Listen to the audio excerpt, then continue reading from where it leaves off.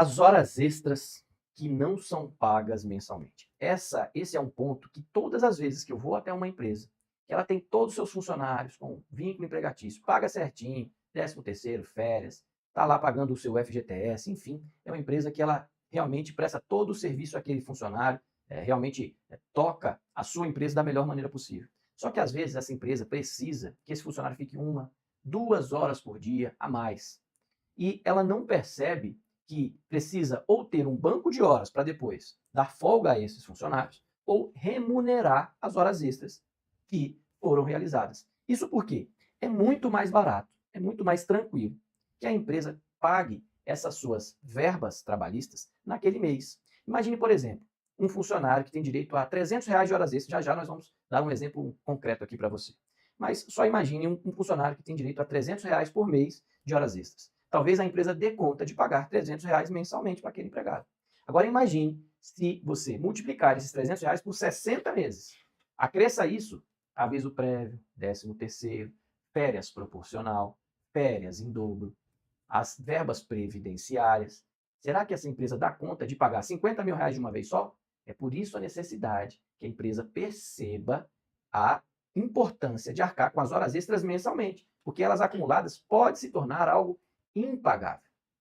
Por isso é que a empresa precisa entender qual é o seu funcionamento, para que, se preciso for, se houver horas extras corriqueiras de todos os funcionários, talvez seja mais barato colocar um funcionário a mais para prestar aquele serviço e assim ela não ter uma quebra no seu caixa lá na frente em razão de uma ação que entre contra a sua empresa.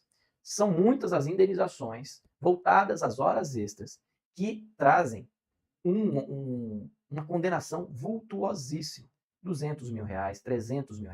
Nós temos alguns casos, por exemplo, dos bancários. Não existe ação de bancário aí menor que R$ 500 mil. Isso se ele não tiver completos os 5 anos. Por quê? Se discute lá quase que corriqueiramente. 7ª hora, 8ª hora. Nós estamos falando aqui do quê? Estamos somente de horas extras. E essas horas extras, que lá para os bancos, que são muito ricos, às vezes é algo vultuoso demais e que precisa discutir muito sobre isso, imagine para uma empresa pequena, um pequeno empresário que tem lá 4, 5 funcionários, que tem uma lucratividade às vezes pequena, às vezes ele está no lucro real, no lucro presumido, mas no lucro presumido presume-se, por exemplo, que a empresa tem um lucro de 8% ao mês. Então, se a sua empresa está vinculada a isso, se ela tem um lucro de 10% ao mês, e você tem um faturamento de 100, R$ 120 mil, como é que você vai pagar uma indenização de 60, R$ 70 mil, R$ 200 mil, tá certo? Então, vamos fazer aqui um exemplo de um salário médio brasileiro, um salário muito encontrado nas empresas, que é um salário, por exemplo, de R$ 3 mil. Imagine um funcionário que, ao longo de toda a sua jornada de trabalho, de segunda a sexta-feira, ele prestava 2 horas extras, 2 horas extraordinárias, com um cálculo de horas apenas de 50%. Não estou falando da hora em dobro, tá certo? Estou falando da hora de apenas 50%. Só nesse caso hipotético, sem falar de juro, correção monetária, aviso prévio, 13º, férias indenizadas, férias em dobro, tá certo? Débitos previdenciários. Sem falar nisso, só em relação às horas extras, nós estamos falando de R$ 53.961.